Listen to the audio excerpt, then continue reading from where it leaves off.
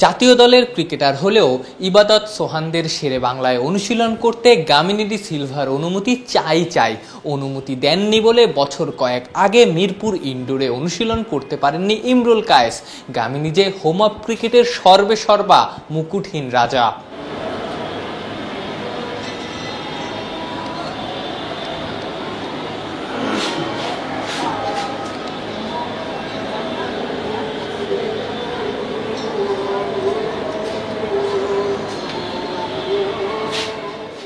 শেরে বাংলার এই pitch curator আবারও মিরপুরে ফিরেছেন। মঙ্গলবার দিন 15-র ছুটি শেষে নিজ ডেরায় হাজির হয়েছেন গামিনী। সরকার বদলের পর গত 11 অগাস্ট আকস্মিক ছুটি নিয়ে বাংলাদেশ ছাড়েন শ্রীলঙ্কান এই পিচ কিউরেটর।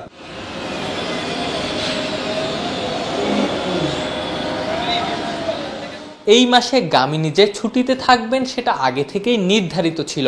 কথা ছিল 20 তারিখে ছুটিতে যাবেন, কিন্তু নির্ধারিত সময়ের আগেই ছুটি নেওয়ায় এবং বোর্ড বদলে যাওয়ায় ধারণা করা হয়েছিল গামিনী আর ফিরছেন না। নতুন বোর্ড সভাপতিরও সেটাই ধারণা ছিল। সিন্ডিকেটের ব্যাপারে এই ধরনের কাজ আমি যে কদিন চেষ্টা করব, ইট উইল নট হ্যাপেন। চেষ্টা করব আমি। I think he left the country. Is he around? আমি জানি না। ওয়ালটন এয়ার কন্ডিশনার এক্সচেঞ্জ অফারে স্প্লিট এসিতে 23,000 টাকা পর্যন্ত নিশ্চিত ছাড়। মঙ্গলবার মিরপুরে ফিরেই নিজের রাজত্ব ঘুরে ঘুরে দেখেন গামিনী। বুল মাঠ থেকে ইনডোর কিংবা একাডেমি মাঠ সবকিছুই পরখ করেন গামিনী।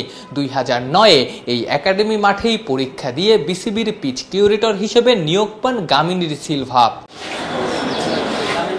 গামিনীকে নিয়ে সমালোচনার শেষ নাই।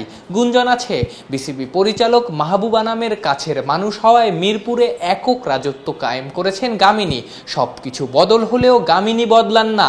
মিরপুরের উইকেট নিয়ে যতই সমালোচনা হোক, গত 15 বছর ধরেই স্বপদে বহাল গামিনী ডি সিলভা। আফনান পিয়াল, অলরাউন্ডার।